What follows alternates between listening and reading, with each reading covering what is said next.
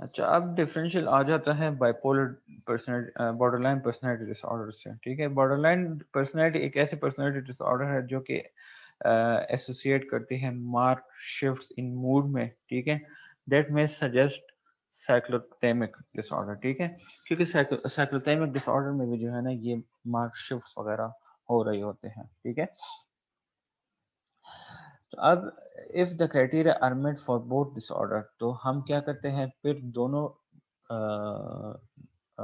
Like disorders को जो है ना जाके उस टाइम पे डायग्नोस करते हैं। बॉर्डरलाइन पर्सनैलिटी डिसऑर्डर का भी जो है ना वो हम देते हैं डायग्नोसिस, एंड साइक्लोथेमिक डिसऑर्डर की भी जो है ना डायग्नोसिस हम देते हैं। ठीक है, अच्छा, अब लास्ट वन जो डिफरेंशियल डायग्नोसिस है वो bipolar 1 disorder with rapid cycling and bipolar 2 disorder with rapid cycling. ठीक है, अच्छा, बोथ डिसऑर्डर्स जो है वो रिसेंबल करते हैं साइक्लोथेमिक डिसऑर्डर को by characteristic of the frequent mark shifts in mood. ठीक है, बाइपोलर 1 एंड बाइपोलर 2 दोनों डिसऑर्डर किस चीज की वजह से रिसेंबल कर रहा है साइक्लोथेमिक डिसऑर्डर के? By the characteristic of frequent marked shifts in mood swings जो frequently हो रहे होते हैं।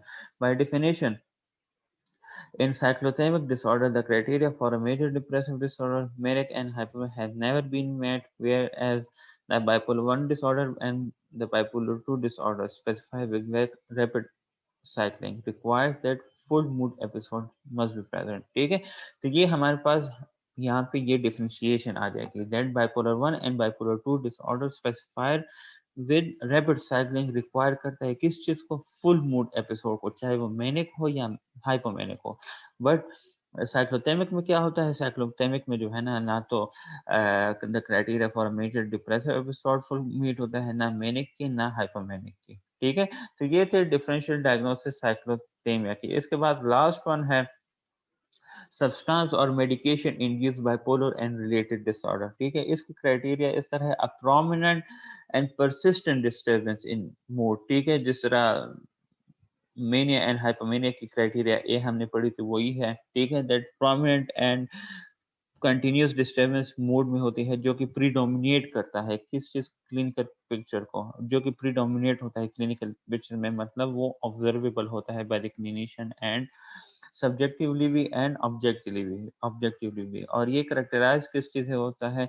एलिवेटेड इंक्रीज मूड से। ठीक है, एक्सपेंसिव एक्सटेंडेड और irritable mood impulsive type mood होता है, शॉर्ट टेम्पर मूड होता है, विद और विदाउट डिप्रेस मूड। ठीक है, और मार्कली डिमिनिश इंटरेस्ट और प्रेशर इन ऑल और ऑलमोस्ट ऑल एक्टिविटीज। ठीक है, अब ये हम सब्सटेंस और मेडिकेशन इंड्यूस्ड बाइपोलर डिसऑर्डर की तरफ तब जाएंगे जब हमारे पास एविडेंसेस हो, हिस्ट्री से, फिजिकल एग्जामिनेशन से और लेबोरेटरी फाइंडिंग से। ठीक है, the symptoms in criteria A develop during or soon after substance intoxication or withdrawal or after exposure to a medication। जो symptoms in criteria A है वो develop हो जाते हैं किस चीज के बाद? substance intoxication के बाद, या substance withdrawal के बाद, या exposure to a medication। ठीक है, the involved substance और medication मेडिकेशन इज केपेबल, जो मेडिकेशन और सब्सटेंस वो बंदा यूज कर रहा है, they must be capable of reducing the symptoms इन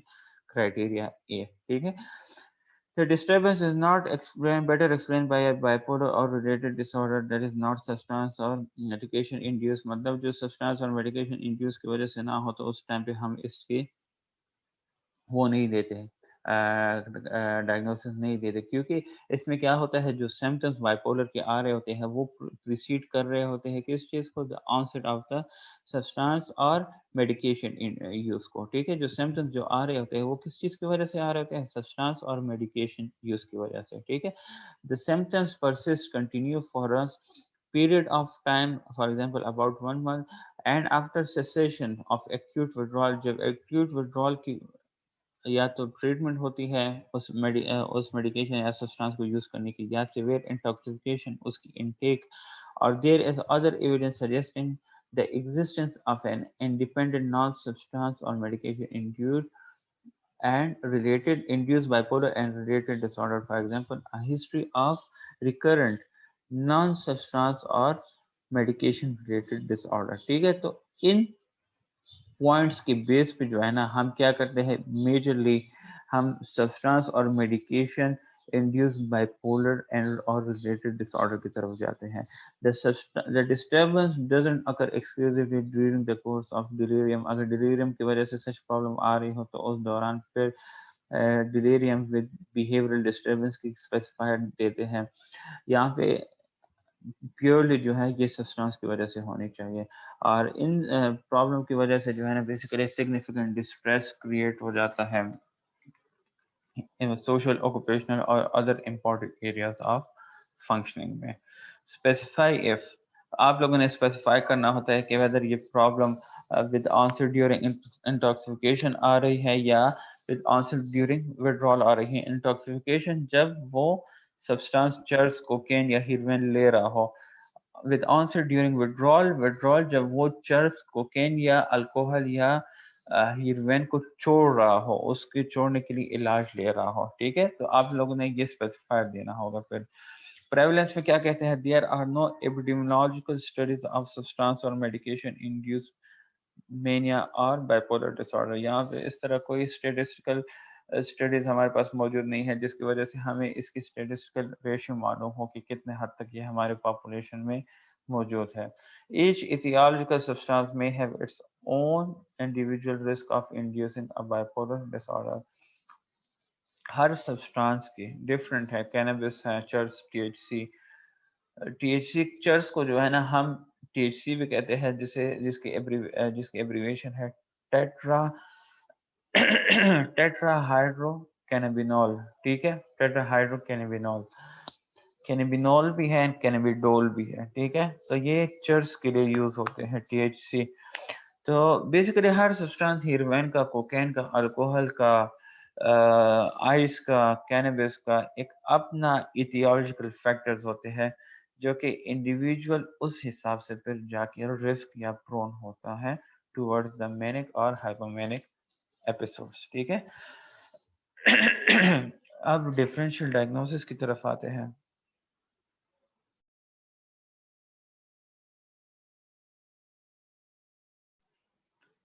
आवाज क्लियर आ रही है मेरी? जी सर। ओके, एक मिनट, मुझे यार बीच क्या लिखी हुई है हिकअप्स। अच्छा, differential diagnosis. Substance medication induced bipolar and related disorders should be differentiated from other bipolar disorders. ठीक है, सब्सटेंस इंटॉक्सिकेशन और substance induced delirium and medical side effects. ठीक है, इन सब चीज़ों से जो है ना इसे बेसिकली डिफ्रेंशिएट करने की ज़रूरत पड़ती है। दैट वेदर प्रॉब्लम किस वजह से बेसिकली आ रही है, उसके मुताबिक फिर डॉक्टर ट्रीटमेंट स्टार्ट कर देता है। A full manic episode that emerges during antidepressant treatment, for example, medication, electroconvulsive therapy, but persist at a fully syndromal level. Syndromal level जब full criteria meet कर रहा हो, beyond the physiological effect of treatment is sufficient evidence for a bipolar 1 diagnosis. वही बात हुई कि full सेंड्रोमल level अगर वो मीट अप कर रहा हो, ठीक है, तो वहां पे जो है ना फिर हम देखते हैं कि आया वेदर फुल एपिसोड को भी देखते हैं कि फुल एपिसोड मीट अप हो रहा है या नहीं हो रहा, कुछ सिम्टम्स आ रहे हैं। ठीक है, तो अगर फुल एपिसोड मीट हो रहा हो तो फिर तो जो है ना हम बाइपोलर 1 डायग्नोसिस की तरफ ही जाएंगे। ठीक है, अगर हाइपोमेनिया का भी सेम ही सीन है। ठीक है, अगर परसिस्ट होता है, कंटिन्यूस होता है एट अ फुल सेंट्रूमल लेवल। ठीक है, अगर एक मेडिकेशन के बाद ये सिम्टम्स कंटिन्यू रहते हैं सेंट्रूमल लेवल पे, मतलब फुल क्राइटेरिया मीट अप हो रहा है। ठीक है, beyond the physiological effect of the treatment, physiological effect के अलावा तो फिर हम क्या करेंगे, वो हमारे पास एक सफिशिएंट एविडेंस होती है कि हम बाइपोलर 1 डायग्नोसिस की तरफ जाएं। ठीक है, और बाइपोलर 2 का भी जो है ना सेम सीन है, इसमें जो है ना और डिफरेंशियल डायग्नोसिस नहीं है। Bipolar 2 a full hypomanic episode that emerge during antidepressant treatment, medication, electroconvulsive therapy. But if these symptoms persist at a fully syndromal level, full criteria meet के साथ, beyond the physiological effects, physiological effects के अलावा और treatment, तो ये हमारे पास एक sufficient evidence होता है कि हम जाके उस पेशेंट को बाइपोलर 2 के साथ डायग्नोज करे। बट इफ मेनिया के साथ क्या हो, मेजर डिप्रेसिव एपिसोड भी हो, तब जाके हमारे पास बाइपोलर 2 की जो है ना फुल डायग्नोसिस जाके या फुल क्राइटेरिया जाके मीट हो जाती है। ये था हमारा आज का लेक्चर वीक 8 लेक्चर 1 और लेक्चर 1 डेवलपमेंट और दोनों मेंटल हेल्थ का ये हमारा कवर हो गया है। थर्सडे के दिन इंशाल्लाह हमारे 8 वीक के लेक्चर्स कंप्लीट हो जाएंगे दोनों सब्जेक्ट के। बाकी 1 वीक का जो है ना अभी भी हमारा रहता है, वो फिर रमज़ान के बाद हम अरेंज करेंगे डेवलपमेंटल का भी एंड ये क्या है मेंटल हेल्थ का भी, ठीक है। तो वो जो है ना 1 वीक, क्योंकि हमारे पास ईद के बाद 7 वीक्स होंगे और आपके 28 जून से फाइनल एग्जाम्स होंगे फिर, ठीक है। तो वो जो है ना ऑलरेडी जो हमारे 1 वीक रहता है उसके जो है ना हम वीकली वाइज एक एक क्लास अरेंज करेंगे, तो उसमें हमारा कवर हो जाएगा इंशाल्लाह, ठीक है।